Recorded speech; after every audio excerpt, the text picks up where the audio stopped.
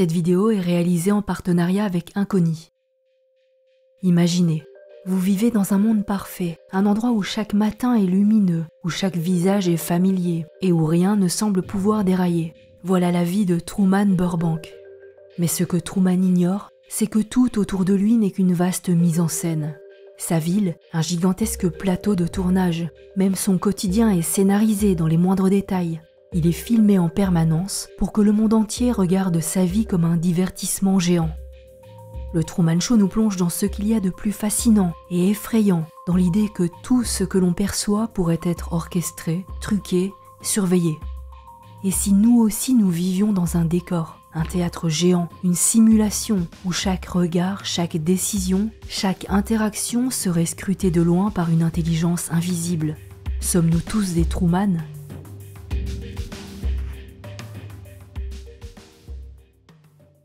Il est 7h30, le réveil sonne, mais soyons honnêtes, c'est votre téléphone que vous attrapez en premier. Une notification vous rappelle le nombre d'heures de sommeil. Le téléphone sait déjà combien de temps vous avez fermé l'œil, combien de fois vous avez bougé. Alors vous déverrouillez l'écran et la collecte commence.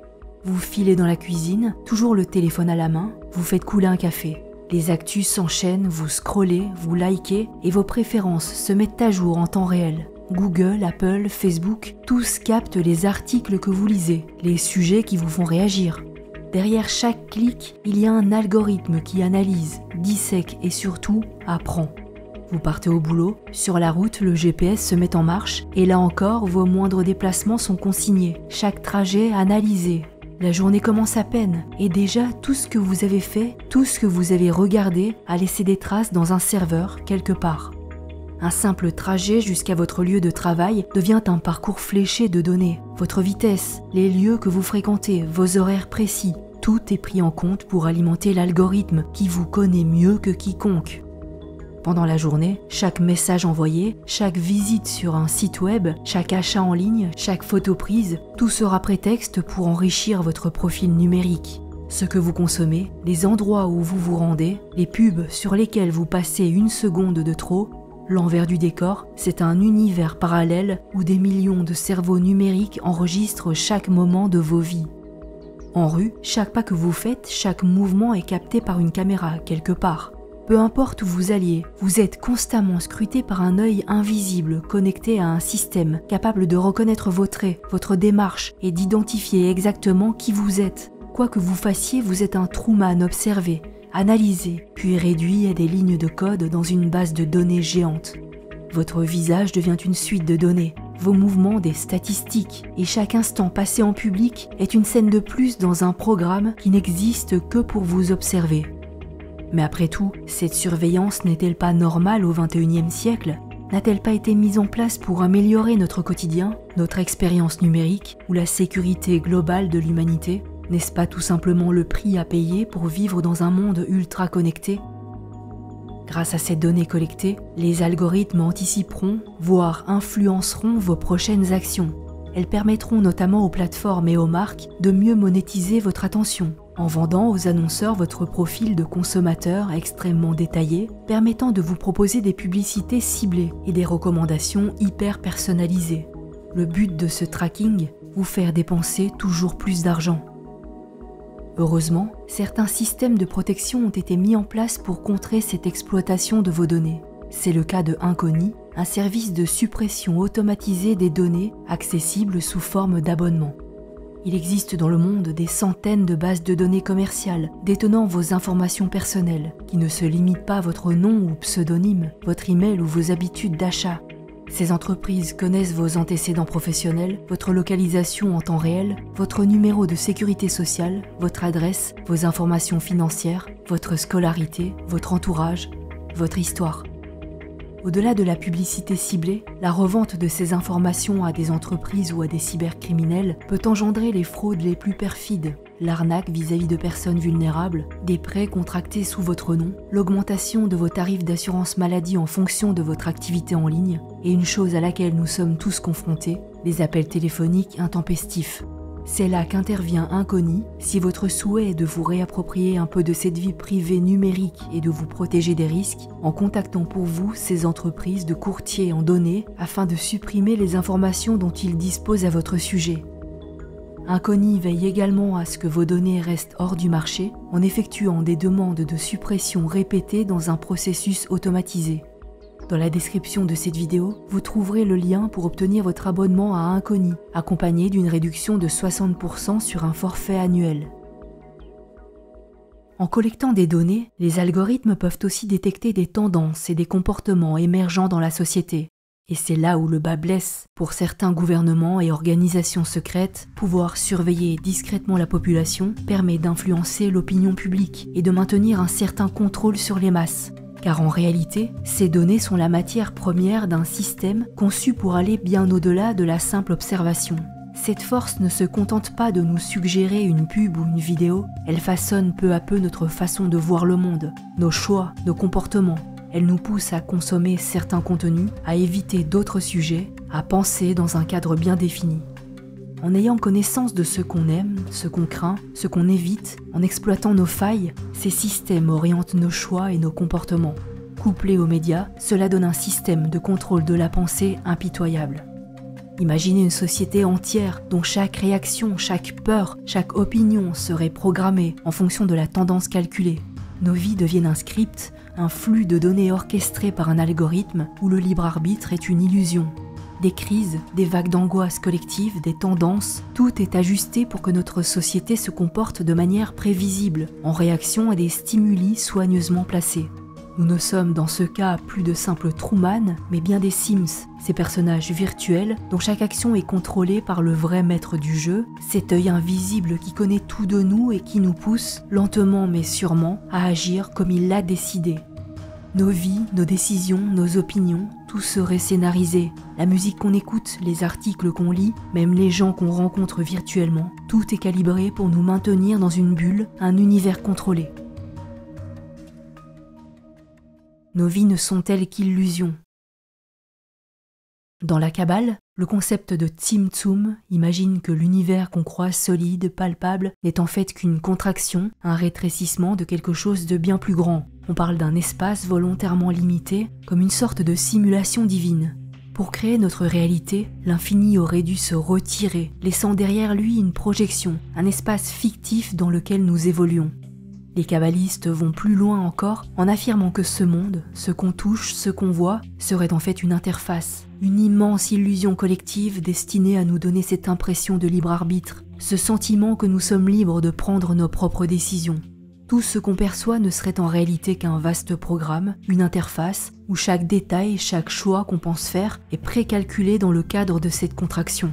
Si le Tzimtzum est une simulation, on devient des personnages dans un système clos, un univers parfaitement contrôlé, où l'illusion de liberté est une ruse de plus. Ce qu'on appelle le libre arbitre n'est plus alors qu'une série de réponses prévisibles, réactives, dans un environnement structuré pour nous faire croire à notre autonomie. Si notre monde est une simple projection, une interface divine, alors tout ce qu'on vit n'est qu'un spectacle. Nous croyons avancer dans un monde ouvert, alors qu'en réalité, on évolue dans un espace clos où chaque mouvement est conditionné, chaque pensée, chaque rêve, une réponse à des lois qui nous échappent. Dans l'optique du Tzimtzum de la Kabbale, nous ne sommes que des acteurs dans un scénario parfait, pensant être aux commandes alors que tout n'est qu'un mirage, une simulation divine où la liberté n'est que l'un des plus grands tours de magie jamais créés. Dans le bouddhisme, Maya désigne le voile de l'illusion qui nous empêche de voir la véritable nature de l'univers. Bouddha enseigne que tout ce qui nous entoure est impermanent et trompeur, et que nos perceptions sont des illusions. Ce concept se rapproche de l'allégorie de la caverne, dans laquelle Platon décrit des individus enchaînés dans une grotte, ne voyant que des ombres projetées sur un mur, qu'ils prennent pour la réalité. Selon lui, la vraie réalité est au-delà de ce qu'on voit, un concept très proche de la simulation, où le monde visible est une illusion. Dans l'hindouisme, il existe le concept de lila, le jeu divin, qui suggère que l'existence n'est qu'un jeu cosmique, où chaque être n'est qu'un acteur dans une immense mise en scène orchestrée par les dieux pour se divertir. La création de l'univers serait une sorte de théâtre, une scène dressée où les âmes, prises dans le cycle de l'existence, jouent leur rôle sans même savoir qu'elles font partie d'un spectacle. Dans ce concept, l'univers n'est pas une création sérieuse, destinée à accomplir un but noble, mais une simple distraction pour les dieux, une espèce de télé-réalité géante dans laquelle les dieux construiraient des mondes factices avant de les détruire sans attachement. Depuis plusieurs décennies, certains penseurs, chercheurs, écrivains explorent l'idée que notre réalité pourrait être une illusion programmée, une sorte de simulation sophistiquée. Le philosophe David Chalmers, dont le travail fait écho aux œuvres de science-fiction de Philip K. Dick, dès les années 1970, écrivait sur des réalités manipulées et des mondes fictifs. En 1977, Dick osait même déclarer « Nous vivons dans une réalité programmée par ordinateur et la seule question est de savoir qui la programme ». Le physicien Max Tegmark perçoit l'univers comme une immense équation mathématique. Si tout dans notre monde suit des lois mathématiques strictes, pourquoi ne serait-il pas possible qu'il soit programmé ? La réflexion de l'astrophysicien Neil deGrasse Tyson se porte sur la technologie, les supercalculateurs, la compréhension des algorithmes complexes, qui pour lui aboutissent tous à la conclusion que nous vivons dans une simulation coordonnée par une superintelligence. Un concept abordé également par l'entrepreneur Rizwan Virk, qui fait le parallèle avec l'évolution des jeux vidéo. En 2003, le philosophe suédois Nick Bostrom de l'université d'Oxford a publié un article dans lequel il imaginait une civilisation technologiquement avancée, possédant une immense puissance de calcul dont elle pourrait exploiter une petite partie pour simuler de nouvelles réalités hébergeant des êtres conscients. Pour lui, ce monde, avec ses lois de la physique, ses limites et ses mystères, pourrait n'être qu'un programme ultra avancé, une sorte de jeu vidéo en 4D, développé par une civilisation technologiquement bien plus avancée que la nôtre. Si une telle simulation est possible, il est probable qu'elle soit répétée des millions, voire des milliards de fois, comme des sauvegardes de jeux ou de tests de scénarios. Autrement dit, il existerait d'innombrables simulations, chacune peuplée de créatures conscientes comme nous, pensant vivre dans la vraie réalité. Et statistiquement, nous aurions bien plus de chances de vivre dans l'une de ces simulations que dans l'univers d'origine. Bostrom pose que si nous sommes dans une de ces simulations, alors tout ce que nous savons, nos lois de la physique, nos croyances, même notre histoire, pourrait n'être qu'une version ajustée par ses créateurs. Ce que nous appelons réalité serait donc un simple programme, codé avec des variables et des paramètres pour nous maintenir dans cette illusion. Dans ce modèle, la liberté, le hasard, les choix, tout ça n'est qu'un leurre. Un code caché derrière chaque pixel, chaque seconde, pour nous maintenir dans cette bulle de normalité.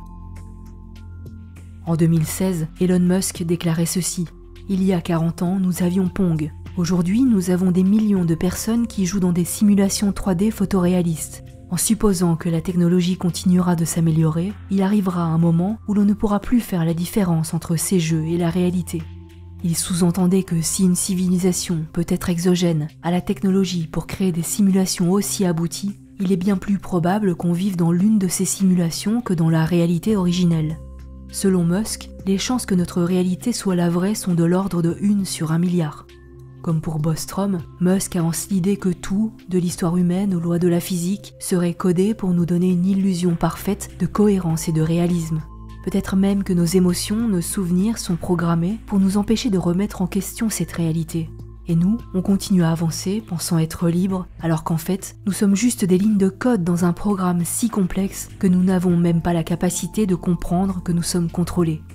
Pour Musk, c'est une véritable hypothèse philosophique. Si on est capable de concevoir qu'un tel futur technologique est possible, alors on doit accepter que cette réalité pourrait déjà exister. Et si nous sommes bel et bien dans une simulation, cela voudrait dire que tout ce qu'on vit n'est peut-être que l'aboutissement d'un programme complexe, créé par une intelligence supérieure, ou peut-être des êtres humains ailleurs dans l'univers, bien plus avancés que nous, qui jouent à Dieu depuis des millénaires. Ainsi, à l'image de Truman, ce personnage qui peu à peu s'éveille et comprend que sa réalité est soigneusement orchestrée, on en vient à se demander si nous-mêmes, nous ne serions pas les acteurs inconscients d'un scénario qui nous échappe. Mais quel choix avons-nous sinon que de continuer inlassablement nos vies ? Est-ce vraiment si grave si tout est une illusion ? N'est-il pas plus sage d'accepter que la réalité puisse n'être qu'une façade, un théâtre observé par quelque chose d'autre, peut-être par des entités exogènes, des forces que nous ne comprenons pas ? La Kabbale encore nous parle de dimensions cachées, de mondes dans des mondes. Qu'on soit observé, testé ou même simulé, l'important c'est ce qu'on fait de cette existence. C'est à nous de décider d'aller vers la vérité, de comprendre le décor et de donner du sens à notre parcours. Tout comme Truman décide d'ouvrir la porte du ciel du programme dont le concepteur réside dans la Lune. Merci d'avoir regardé cette vidéo jusqu'au bout, j'espère qu'elle vous a plu. Vous le savez peut-être, mais j'ai pour projet de réaliser un reportage consacré à l'Égypte début 2025. Alors c'est un projet qui me tient vraiment à cœur, c'est un peu l'aboutissement de ces 5 années que j'ai consacrées à partager avec vous mes recherches et mes réflexions. Je ne vous mentirai pas en disant que ce reportage changera radicalement la face du monde, mais c'est en tout cas une pierre que j'apporterai à l'édifice de la vérité. Humblement, mais avec la détermination qui me caractérise. Ce projet, ce n'est pas juste un voyage, c'est une quête de terrain, des recherches, des rencontres, pour apporter des images, des récits, des découvertes. Ce projet demande des moyens pour être concrétisé, pour réaliser des recherches, des déplacements, les tournages sur place. Je n'ai personnellement pas ces moyens pour financer un tel projet. Alors votre soutien via Tipeee, c'est ce qui permet de rendre tout cela possible. Ce n'est pas une manière de financer des vacances, comme j'ai pu le lire dans certains commentaires, mais bien une façon de poursuivre ensemble cette quête de sens et de connaissance.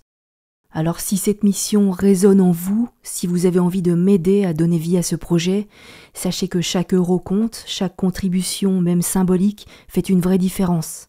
Vous trouverez le lien vers la page de financement participatif dans la description de cette vidéo. Merci du fond du cœur pour votre soutien et à très vite.